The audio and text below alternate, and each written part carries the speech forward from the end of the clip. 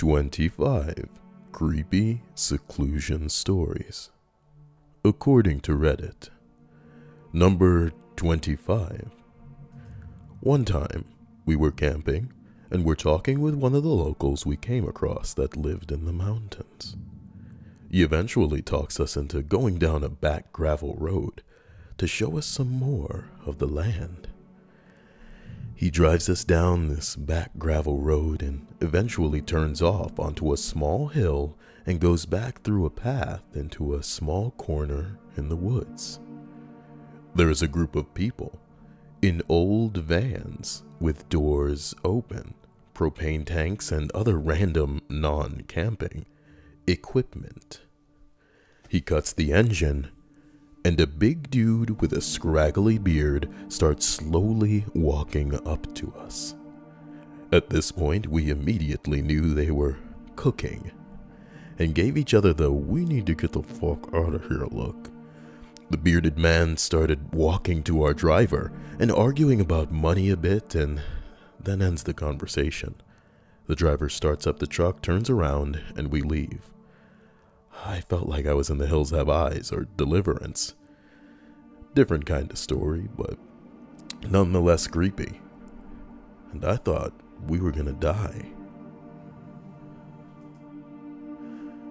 Number 25. Lived in Germany for many years while my father was stationed there. We lived off base in private housing and I loved it.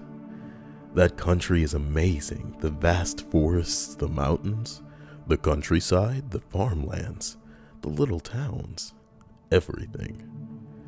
I quickly became really good friends with some local boys whose parents owned the town dairy farm. We were always in the forest, running around, exploring, fishing, playing army, etc. I was around 8 or 9 years old. Around this time. One night, we stayed out late at the farm, hanging together. Left at around 9 or 10, and it was dark. But then, moonlight gave pretty good vision, if I remember correctly. I lived just across the soccer field in a small cornfield from the farm. As I'm walking through the soccer field, I see a bit of movement, just real quick, from the corner of my eye, along the tree line at the edge of the field. I quickly step up my pace. As I turn to make my usual path through the cornfield to my house, I see at least half a dozen silhouetted figures emerge from each side of the rows of corn on the sides of the path. I froze so hard. They just stand there. Then there's one behind me. Before I can snap around and haul ass, he asked in German where I was going. I turn around, and what I see surprises but relieves me. I answer in English, and I told him that I was headed home. He was then curious about my English. Turns out, it was a team of special forces operators.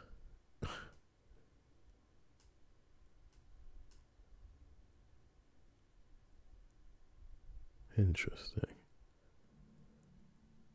I mean, these guys were decked out in so much tactical gear, I couldn't comprehend how they were able to move so stealthily. Night vision goggles, packs, bags, weapons. There was even a dog. They looked like total fucking badasses who were using these small towns off base to do some training. I just happened upon them this particular night. I'll never understand why they chose to break cover and show themselves. They could have easily just stayed put, and I would have walked right by them, none the wiser. They walked me home as it was on their way back, they said. Started off creepy for me, but it was actually pretty cool. An experience I'll never forget, that's always stuck with me. Number 23. When I was 15, I was at a Boy Scout camp in Illinois. My tent mate was sick, so we went home on Tuesday. Wednesday night, I'm all alone in my tent, and I heard what sounded like thuds, between 10 and 12 a minute. I thought little of it and went to sleep. Thursday night, alone again. I need to take a shit. At about 1 a.m., I walk up to the latrine, and behind me, I start to hear those thuds. Someone is chopping wood with our troop's axe at 1 in the morning. Someone who then stops, looks directly at me, and then walks away into the woods. I've never been so scared in my life. I heard laughing accompanying the chopping later that night. I reported it to the camp staff, and they did an investigation, which revealed that others heard what I had heard, and that one had even seen the same thing, and to this day, 5 years later, has come up empty-handed. The wood chopper hasn't reappeared, and it was confirmed not to be a camper or staff member. Okay. Number 22. This wasn't necessarily a lot of time, but I was in solitude, and it was at sea. When I was 23, I was a dockhand for a boat rental club. I bought myself a 27-foot Catalina sailboat and lived on it at the docks for about a year while I worked for the boat club. I would often get toasted on 101 proof peppermint schnapps and go joy sailing late at night on the Chesapeake Bay for kicks. My mainsail tears, and my atomic 4 engine breaks down. I drift out of the channel, drop anchor, plug in my backup batteries for power for my anchor light, and bed down in my forward berth to wait until morning for one of my coworkers to come tow me back in. I'm about a mile offshore, well out of the channel, in about 60 feet of open water, when I hear a rhythmic thudding on my hull beneath me. It was like someone was doing a semi-fast snare roll with closed fists against my hull.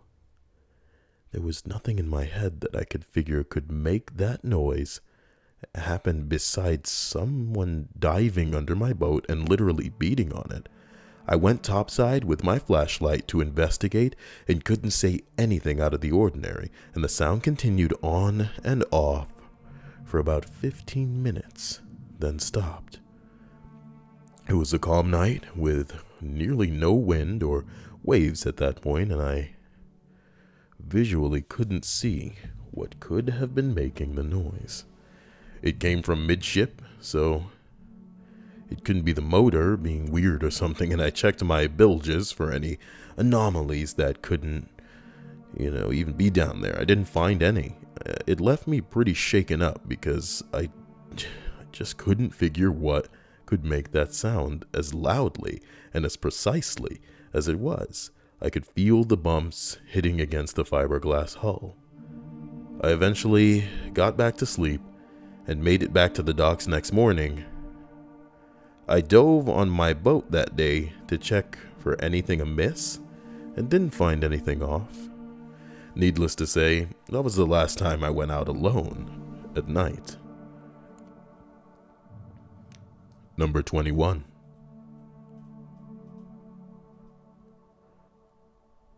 I grew up in the Arctic.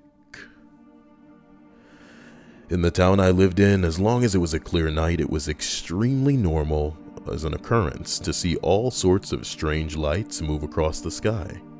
Keep in mind, the winter is long in the Arctic, which means longer amounts of time being spent under the stars.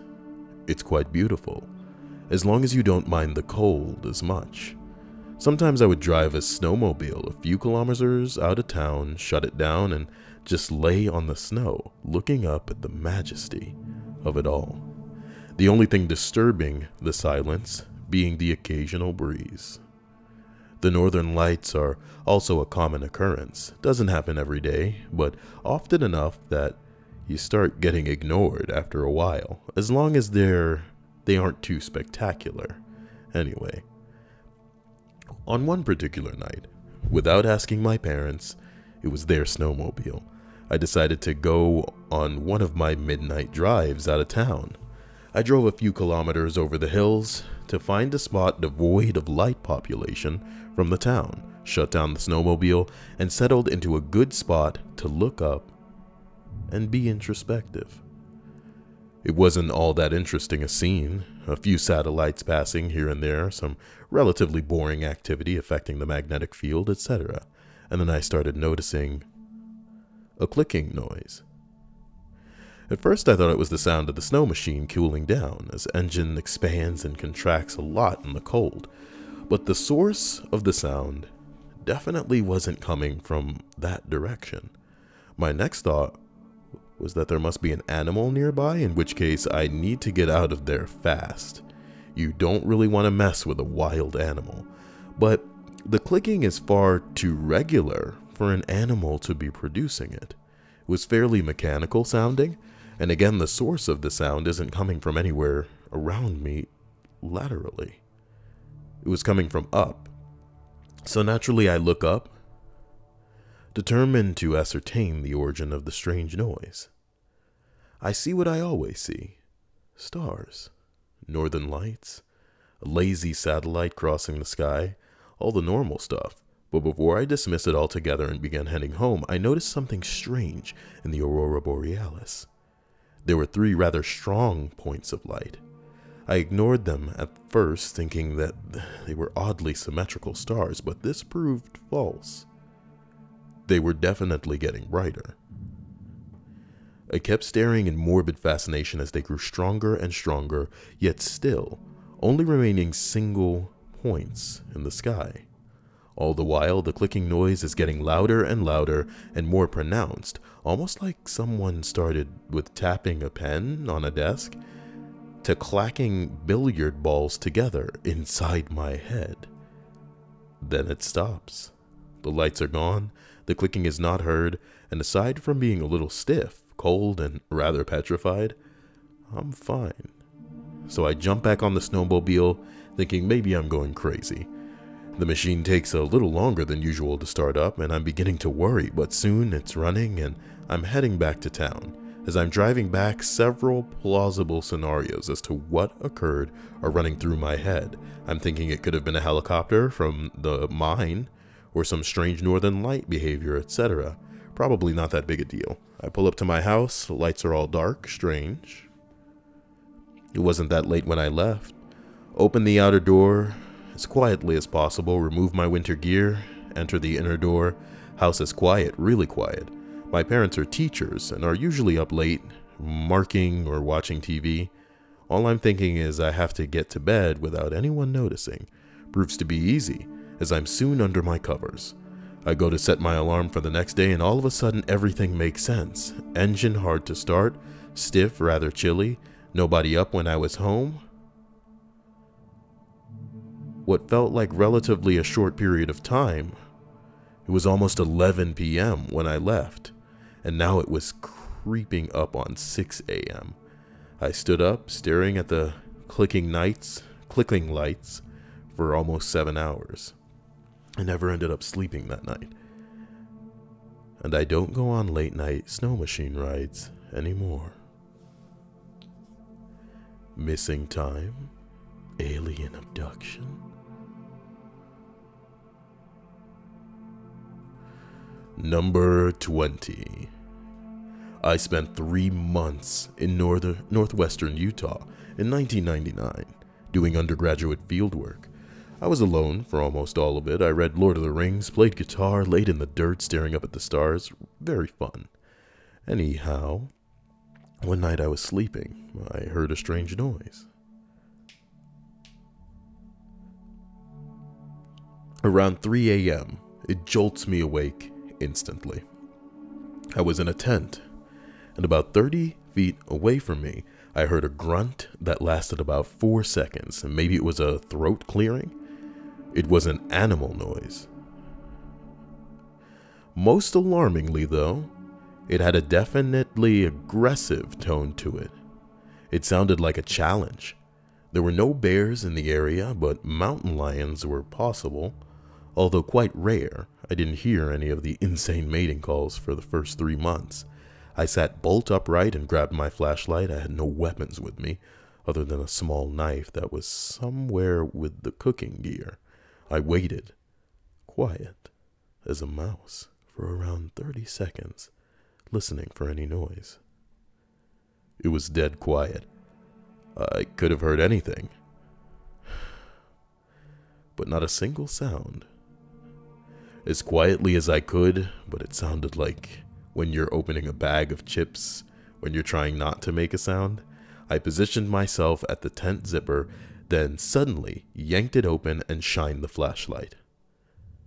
Nothing.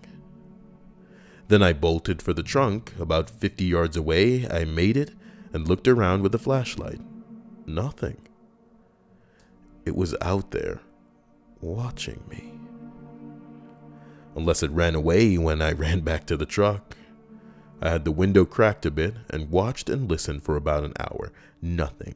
I lay down in the back and tried to sleep, but it wasn't quite chilly, and I was wearing only a pair. It was quite chilly, and I was wearing only a pair of underwear and my huge scratchy wool sweater, and that was luckily in my back seat. The next morning I looked for tracks but saw nothing, and for the next 6 or so weeks I slept in the back of the truck. Here is a similar sound to what I heard. Listen from 5 to 9 seconds.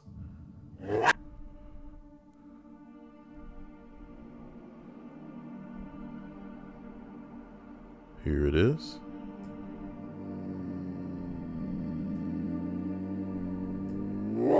Creepy stuff. Fuck me. I don't want any of that. Number 19. I think I'm too late, but I have a good one. Last year, I was on an outward bound trip in the Rockies on a 14-day expedition.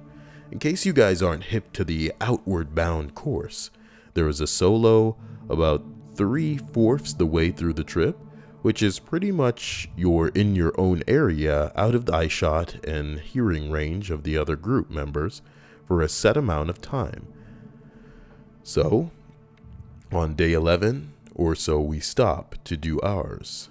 Mind you, this is a 9-day hike from the closest base camp, and we went about a mile off the rugged trail and were taking to set up. I woke up on the second day of the solo and looked out on my tarp and saw a guy about 20 feet away in a solid cherry red hoodie, with the hood drawstrings fully pulled, so his face was entirely covered. I figured this was one of the instructors because they go around sometime on the second day to check on us. So I waved at him and smiled. He then took off uphill and I lost sight of the trees. I lost sight of it in the trees. Come the next day, when we were all back and talking about it, I asked which of the instructors had the red hoodie. Turns out neither of them did.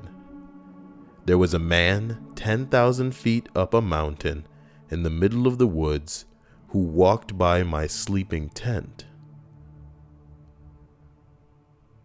It had the potential to go pretty awry. Why have I heard shit like this about people with hoodies pulled, scrunched? Fuck me. Number 18. When I was around 13, I went exploring in the woods behind my home.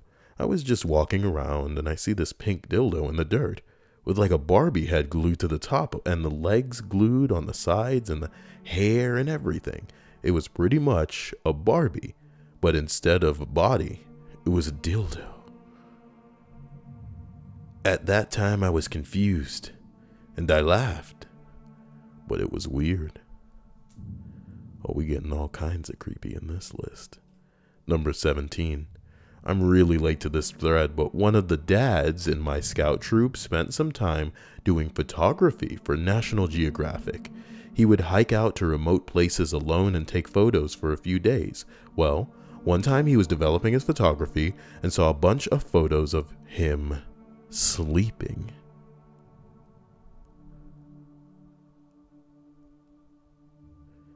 he said he quit shortly after that.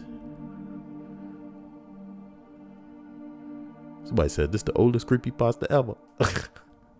Number 16. So this happened 3 years ago when I was living with my parents in Mitice, Wyoming. Super small and secluded. It was Halloween and my parents decorated the house, and we expected about 3 to 4 kids to show up, as the house is about a mile from a subdivision and parents usually drive their kids. At 8, I took in the chair with the candy because I figured no one else would be coming around. I'm in the basement where there are no windows and very little sound can get out. It's about 11. And all the lights upstairs are shut off because I'm in bed. I hear a knock at the door, which no one ever knocks at. I go upstairs, and the floodlight, which usually turns on automatically, wasn't on. So I flipped on the other light that lights up the basketball hoop area, and there's a person in one of those old man masks that have the crazy hair just standing there. He is just looking at the house. He sprints to the back where the patio is. I hear loud banging on the back windows, honestly the loudest kicking I've ever heard. I rush over, and the person is just staring. Then he runs away. And I don't hear anything for about 5 minutes or so. Then I hear the knob to the main door being forcefully jiggled back and forth. I ran upstairs to the bedroom and went to the crawl space in the attic. I immediately called 911. This was the first time I ever dialed 911, so I don't know what I was expecting, but the operator didn't seem to be very shocked or wanting to send out a car very quickly. I remember repeating my address like 12 times, and the lady kept saying, "Calm down, sir." She wants me to stay on the line, but I'm afraid if the guy got in, he would know where I was because of my voice. I hang up, and I can hear the knob being slammed like he had a hammer or something. I'm having a full-on panic attack, and I'm wheezing, trying to get air. Then I hear the side door, the original door, being kicked super hard. At this point, I'm shaking so bad, the dust from the floorboards is flying up into the air. I hear a window smash, and I immediately know he's going to get in. I hold my breath, which makes the wheezing worse. I'm going to die. I'm listening to hear footsteps or anything, nothing. The actual amount of time I spent up there was around 16 minutes. I swear it was an hour. An officer showed up and pounded on the door. I ran downstairs and flipped open the door. I told him everything as well as the backup sheriffs when they got there. They all kept saying a friend was probably just trying to scare me. I had no friends in Wyoming, none. They looked around the house and wrote down some shit, but nothing really happened. They left and I drove behind them to Cody, Wyoming, and got a hotel room. I still can't sleep without all the lights on, and a 45 on my dresser.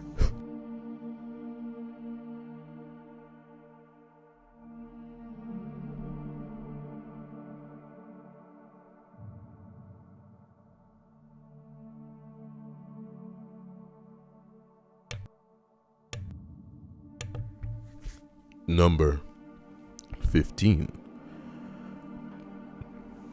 The thing that gets me sometimes is the sounds. Sometimes you'll hear some animal and it sounds like nothing. Sounds like nothing you've ever heard before, and you can't imagine it being anything like any animal you've ever seen or heard of. That combined with the pitch blackness of the woods can creep you the fuck out. Worst one was a couple of months ago. Sitting under a tarp because it was raining a bit. small fire going a bit away with no other light. Heard a sound with a rhythm you would expect from a bird, but with deeper sounds than any bird ever. The sound continues to repeat every couple of seconds and slowly gets louder, like it's getting closer. Then stops. Never heard it again. But those couple minutes until I convinced myself it was gone, I was creeped the fuck out. No doubt.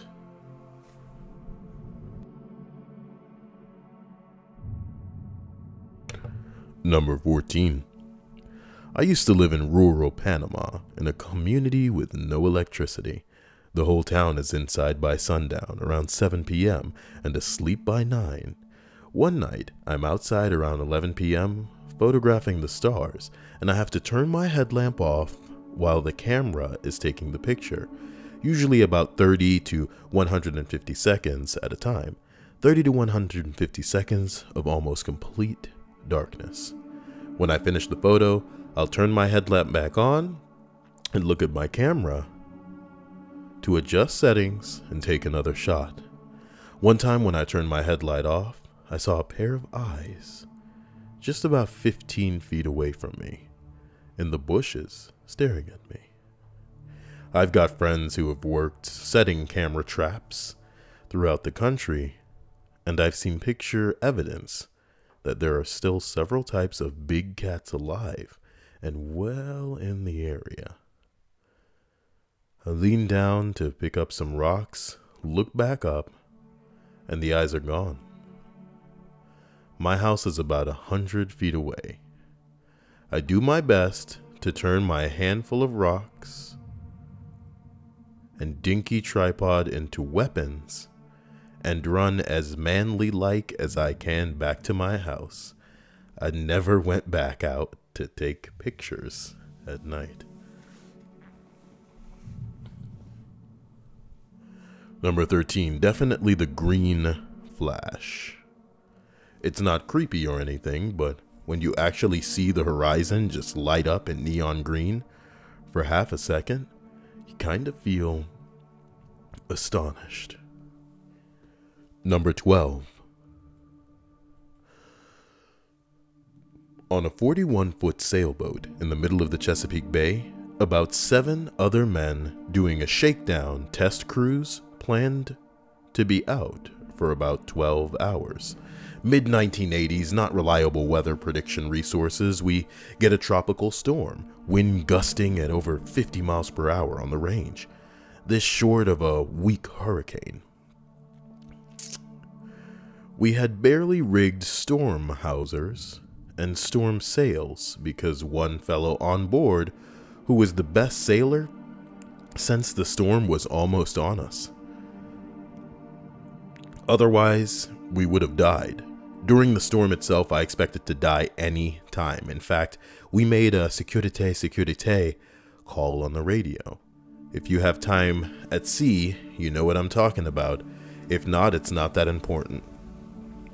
For what seemed like 15 minutes, we were in a maelstrom. No visibility, but then it passed. We would live. This is about 3 p.m. And although there was a cloud over of course, the ambient light was such that you could see 2 miles or so in any direction.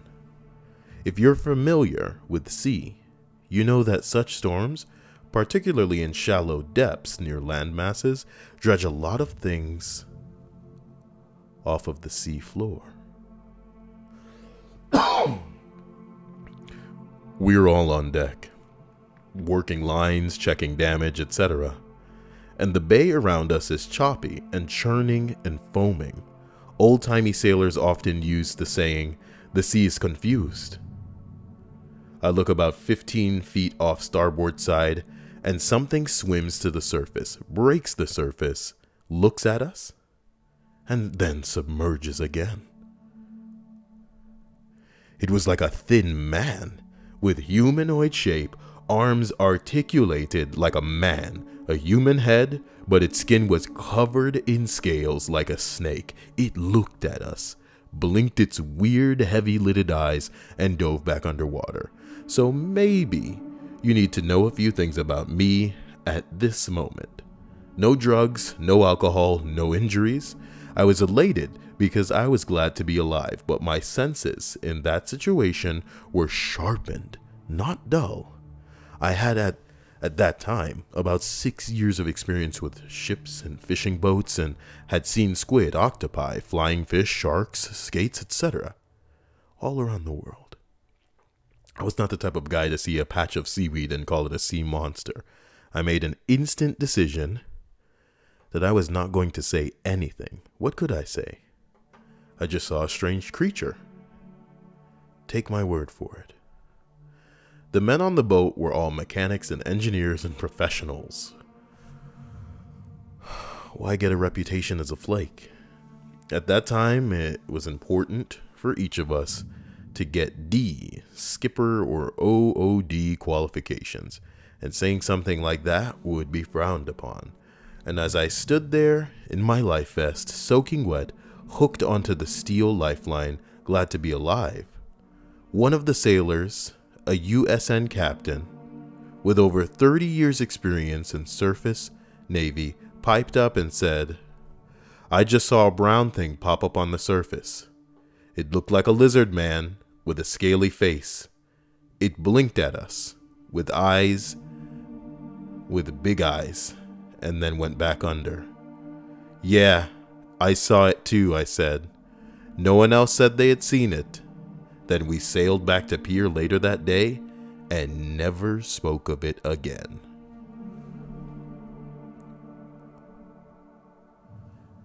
A lot of people may not believe in aliens, even though technically extraterrestrial life is anything that came from anywhere that's not here.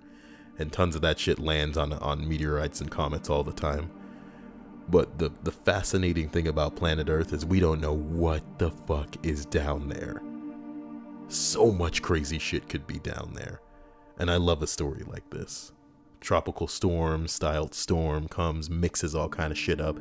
Stuff that perhaps might be on the bottom and not come up is now on that what the fuck. Fuck me. Number 11. Is this a novel? What am I, some kind of audiobook reader now? The story takes place in August 2013 in the mountains of southern Oregon. I'm a USAF, Security Forces airman, military policeman.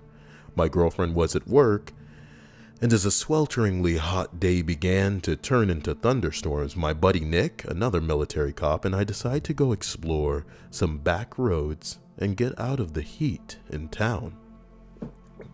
Southern Oregon is crisscrossed with logging roads, some actively used and many totally forgotten and grown over. Nick and I spent many of our days starting on roads that we knew, finding roads we didn't know, driving for hours into the mountains, eventually navigating back to paved roads. On this particular day, with storm clouds building over the mountains, we set off on a road we had never been on and began the drive into the mountains. This is the type of cool shit that we should like get down on, but like nowadays, and then just like get like a satellite and rig it to a phone so we can have like a live feed of what the fuck everybody's seeing out there. But I digress. After driving around for around an hour, we hadn't seen or heard any signs of people in the woods. We rounded a bend in the thick fir woods and emerged in a meadow that was totally surrounded by thick aspen groves. The meadow was perfectly flat and eerily still. We both noticed the strange stillness almost immediately. No birds, hardly any insect noise, no squirrels, and certainly no other people. On the far side of the meadow, right at the edge of the tree line, there was a picnic table. The table was very odd, however. It was painted a bright orange.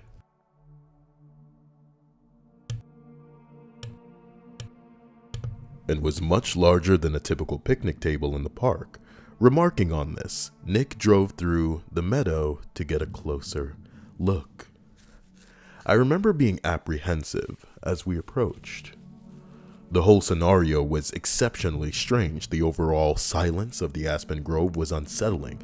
Also, it was nearly impossible to see far into the trees as the aspen grew extremely close together.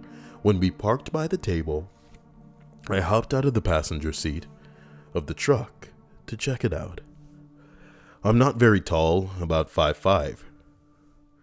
Regardless, the table was ridiculously oversized and practically unusable.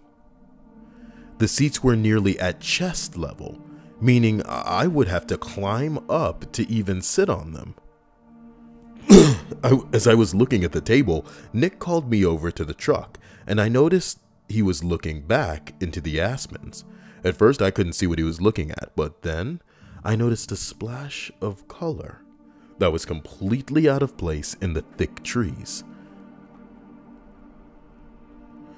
A small one-man tent was set back in the trees, about 50 feet from the strange table. I had an initial feeling of dread and felt certain that there was someone in that tent. And if we could see the tent, they could see us. There were no campgrounds in this area, no people, no main roads for miles. Surely someone camping so remotely would be at the very least a strange person. However, as we observed the tent, we didn't see any movement or hear any sounds coming out of it. Nick suggested I call out. I didn't want to, but I did. Hey! Anyone in there? I yelled. No reply. Feeling completely on edge, Nick and I thought about driving away and leaving the strange area, but we began to fear the worst. What if there was a body in that tent? What if somebody had gotten kidnapped? Foolish, I know, but we thought it all the same.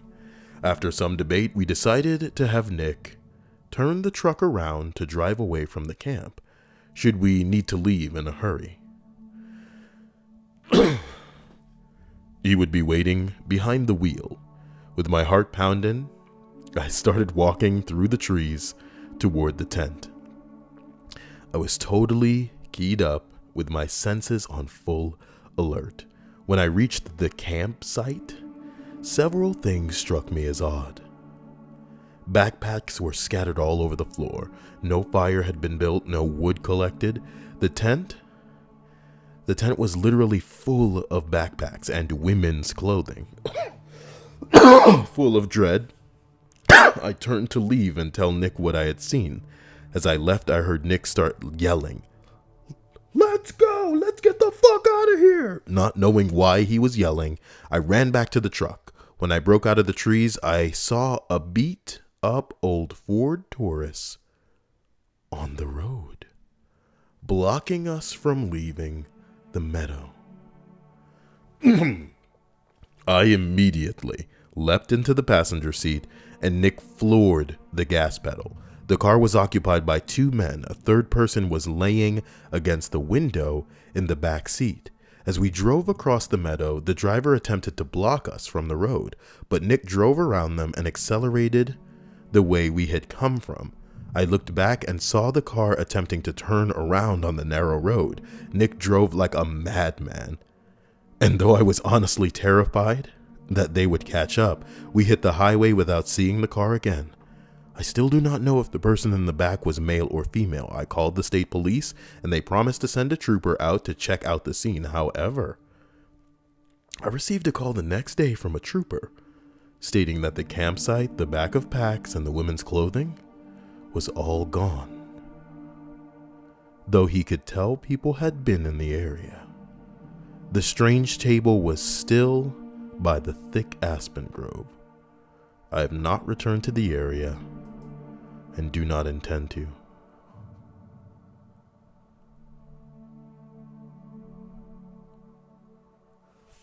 Look, man, the woods and the deep ocean are the scariest things we got going on the fucking planet. I wish this guy would reveal the location of where, if we could at least get out there and see a big ass table. You know what I mean? That would be so legit.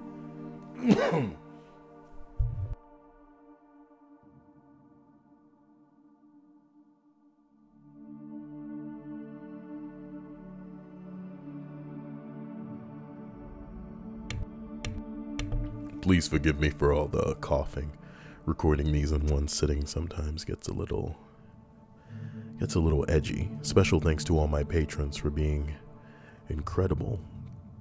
It's the people that you don't know how else to be. You just can't get any better than you guys, can it?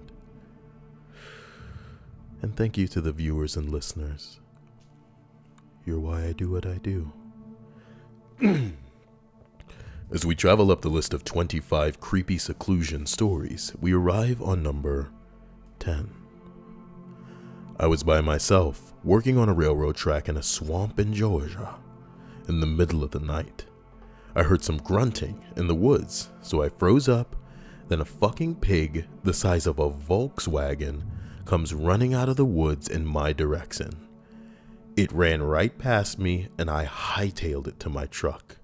Called it a night after that. Somebody said that's a thing. You know they get big. You know they get big. That's a big pig. Somebody said, holy fucking Princess Mononoke.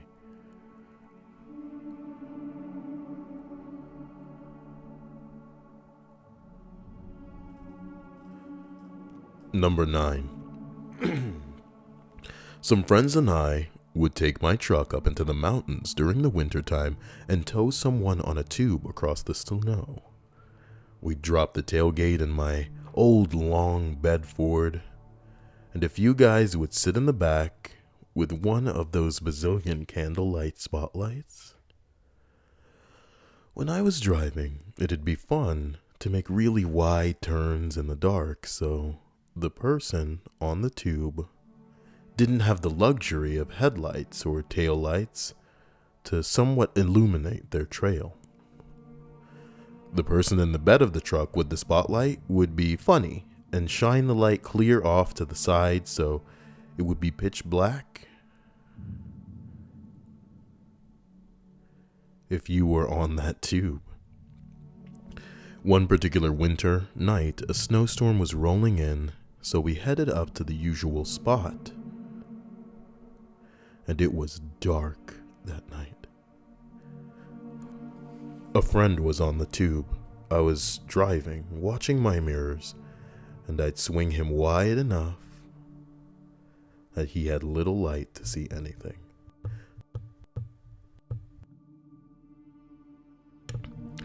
The guy with the spotlight shined the light clear to the side of the truck, and as I checked my mirror, and I made eye contact with a guy dressed in jeans, a red plaid shirt, and a blaze orange ball cap. As we made eye contact, I lost control of my body for probably only 5 seconds. But it felt like an eternity. I stopped the truck and turned around and asked the guy if they saw him. They all said no, so I flipped around and turned on the high beams, and they shined the spotlight all over. I got out and looked for footprints in the fresh snow and saw nothing. That night we went back home and I told my dad about the weird experience, and he didn't think anything of it. A week later on the news, the police reported finding a body in the area close to where we were and asked for any tips. My old man convinced me to call the police and tell them we were up there and saw that guy. I called and the police said that they'd send an investigator over. He came over to the house. I recalled the same experience, saying it happened 7 days earlier. As soon as I said that, the investigator asked me, "You are sure on your date?" Which I said positive. And he showed me a picture of the body they found wearing the same red plaid shirt and blaze orange ball cap. He informed me that the body had been seen on the mountain No, he informed me that the body had been on the mountain for at least 1 month. So I must have seen something. I must have just seen something. Turns out it was a man who suffered some mental handicaps and committed suicide on the mountain 1 month prior to when I saw him.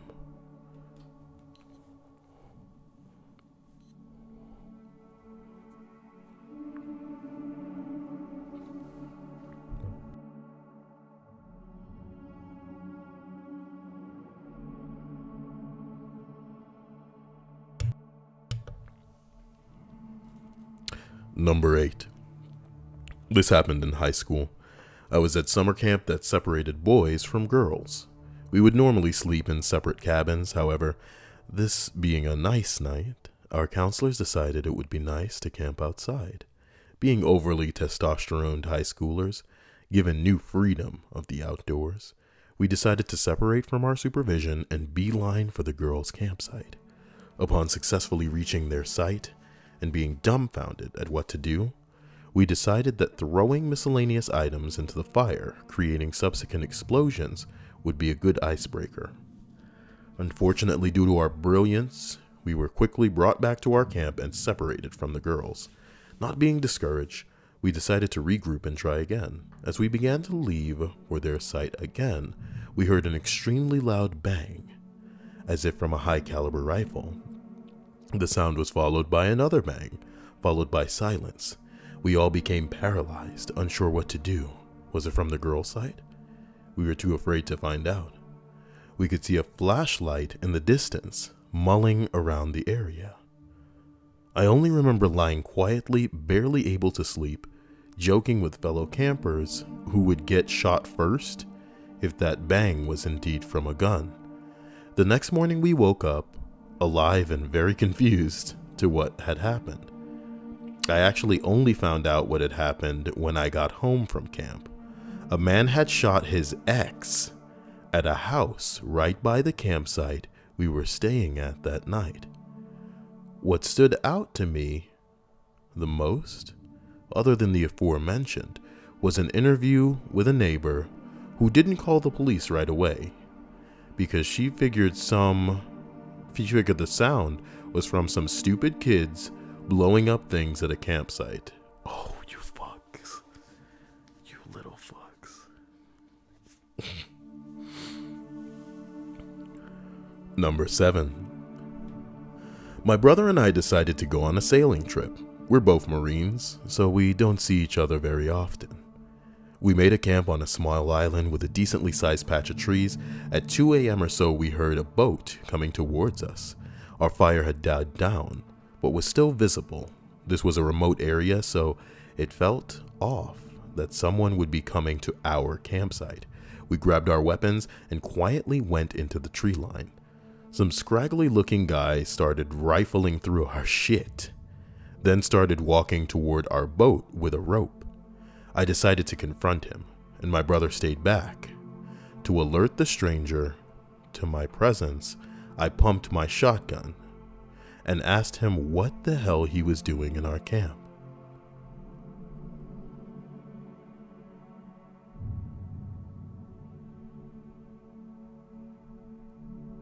Before this guy could say anything, I heard another guy in the darkness beyond the fire scream for me to drop my gun or he would kill me. Before I could react, my brother opened fire on the second guy and I shot the first guy. I retreated back to the tree line and my brother asked if I was good. I told him I was all right. We did a perimeter sweep, gathered our shit, destroyed, sank their boat. And when we got back to shore, we contacted the state police and told them what happened. They detained us until our story could be cleared, then released us. So glad we decided to go together, or there's a good chance one of us could have been killed. Holy bing bong, what the chickle womps.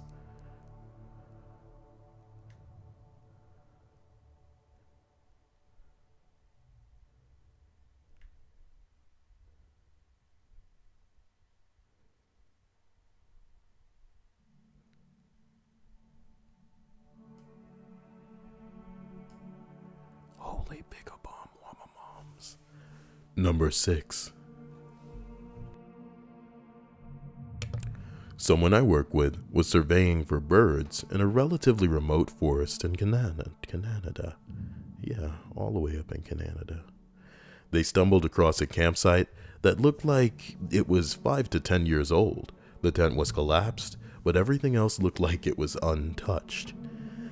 There was a clothesline set up, dishes on the ground, and a few other items scattered around. Everything was dirty and covered in leaves, but there was no evidence of anything bad happening. She noped the hell out before checking the tent. To this day, I'm morbidly curious about what the hell happened at that campsite.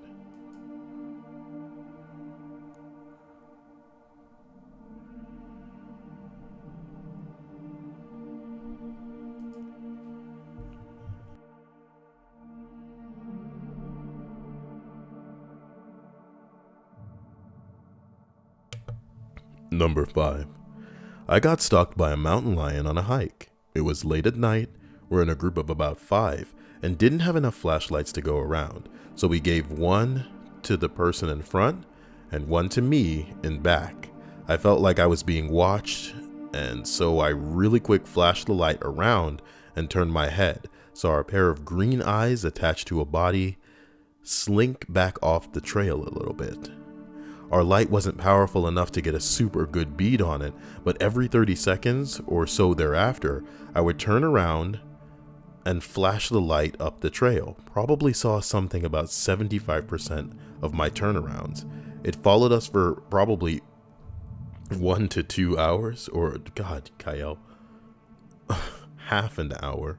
Just write 30 minutes, you bitch. Fuck. Until we were about 10 minutes from our cars. The people I was hiking with didn't notice, and mountain lions don't often jump large groups of adults.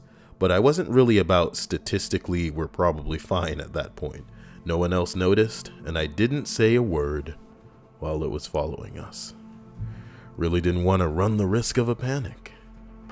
What a little hero. Number 4. In college, I spent 1 month sitting a large hunting estate in the middle of nowhere in Idaho. The nearest town was 22 miles away. Woke up in the middle of the night to the sound of someone knocking loud and hard at the front door, and the dogs going nuts. No way was I going to answer it. I just grabbed the gun and kept quiet upstairs. Next morning, there was a car in the driveway. The guy who owned the car was found dead several months later. I have no idea what happened. Oh shit. What if the killer was chasing that motherfucker? Oh my god. But what are you supposed to do? You know what I mean? I don't know. What the fuck? You can't. It's not safe. It's not safe. God, what a scenario. Someone bangs on your door for help, but you're just like, what the fuck do you want? Get away from me. Jesus Christ, you could kill me, but then someone kills them. And they were hoping for your kindness to shield them on the inside of your house, but oh my god, you're alone. Ugh. Edit, says the person. I feel kind of bad. I should have just put some more info in there. It was late at night. Here's everything I know. It was June 1987. I know it was 87 because it was a baseball season for Bill Buckner. Oh my god. A few days later, my girlfriend's dad called me up to say the guy who owned the car was missing, and to call the police if anything weird happened again. I have no idea who the guy was at all. Don't know how long he was missing, or when he was reported missing, or who reported him missing. He was just missing. After 1 month, I go back home. Girlfriend and I break up shortly thereafter. I see her out of town several months later, and I asked her if she ever found out what happened to that guy. All she knows is the guy was found dead by suicide 30 miles away.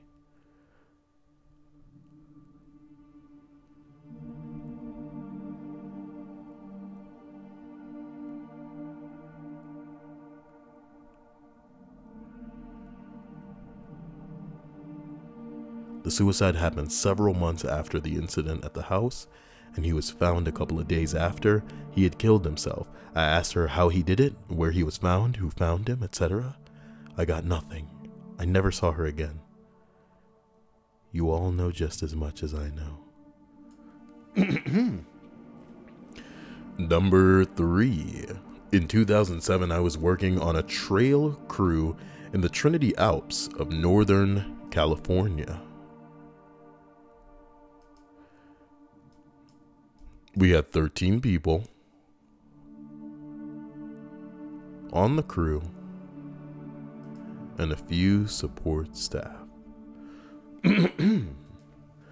At this point, we'd been in the woods for about 2.5 hours. Months, Kyle, goddammit. We had all seen and heard bears, mountain lions, pretty much anything you can think of that would make terrifying noises. After dinner one evening, most of us are sitting down around the fire, doing whatever, and all of a sudden, there is a loud,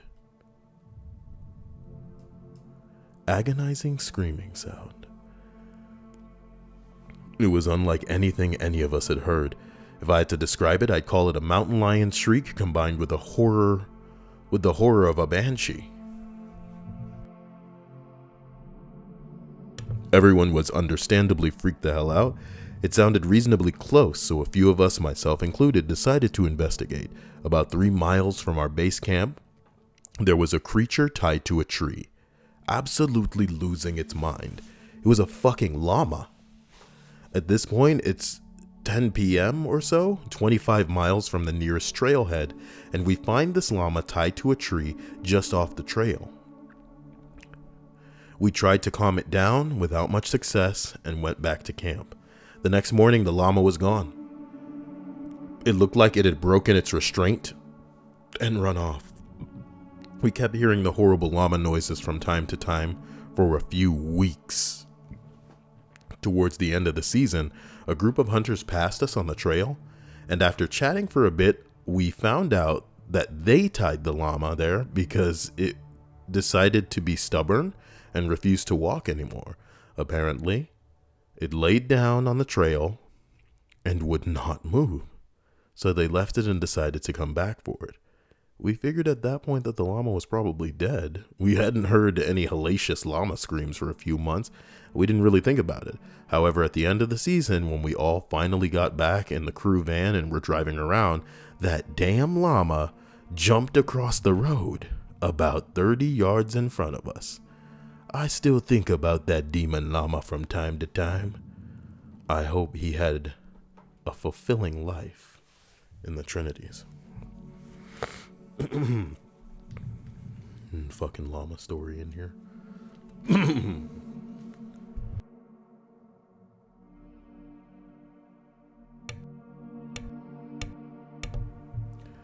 This one is killing me, guys. I'm so sorry. I've been auditioning all day. Number 2. This happened to myself and a close friend, both 23-year-old males, just last month.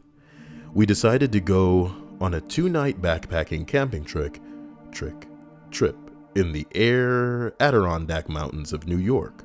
We are both very comfortable with nature and spend a lot of time camping, hunting, fishing, etc. We hiked about 5 miles into a small lake and set up camp on a small beach. This was not heavily trafficked as an area is considered, and we did not expect to run into anyone. Our first night there, as we were sitting around our fire, we saw a flashlight moving on the other side of the lake around 10:30 p.m. This was fairly unusual. However, we did not think too much of it. But as time went on, the flashlight kept moving around the lake and getting closer to our campsite. We kept discussing who could possibly be wandering around the woods in the middle of the night, and we did not particularly want an unwelcome guest. Once it was clear that the person or people were headed for our campsite, we moved off into the woods nearby to see who wandered up. I took a small axe with me, and he had a .22 rifle. Now, we weren't expecting trouble, and we certainly didn't want to make any, but we figured we might as well cover our bases. It's creepy as hell how when you're out in the woods and all people need to do is approach you for you to go, nigga, what the fuck? and back off, you know what I mean? Let them come check out this base and we'll just be waiting in the woods to ambush. You know what I'm talking about? And if you got one brave motherfucker with you, you go forward and I'll cover you. You know what I'm talking about? If they try anything crazy, I'll pop, you know what I'm talking about? Put them down. Holy shit. Do not go out there without like fucking protection. Jesus. Now, we weren't expecting trouble and we certainly didn't want to make any, but we figured we might as well cover our bases. Now, the moment of truth. The flashlight comes near the light of our fire, and it is one man. He has a beard and is probably in his mid-40s. The scary part was he was carrying what turned out to be a pump-action shotgun.